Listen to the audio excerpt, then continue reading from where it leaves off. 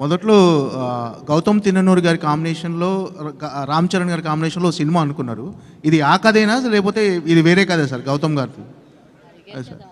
వంశీ గారు hi sir Vijay గారు sir, ఇప్పటి వరకు మీరు బిగ్గెస్ట్ సక్సెస్ చూశారు, బిగ్గెస్ట్ ఫెయిల్యూస్ చూశారు.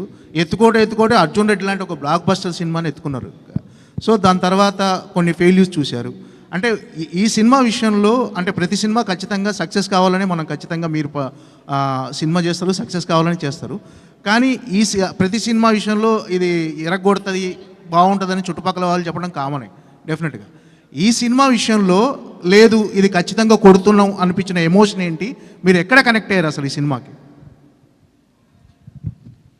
సినిమా అంటే ఇప్పుడు ఈ రిలీజ్ ముందు అంటుండ్రా ఆర్ జనరలీ సినిమాకి ఎప్పుడు కనెక్ట్ అయ్యా అని అంటుండ్రా?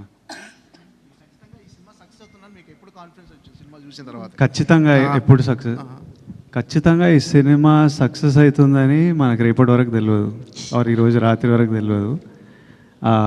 ఖచ్చితంగా ఈ సినిమా రెస్పెక్ట్ పొందుతుందని షూట్ చేసిన ప్రతిరోజు అనిపించింది.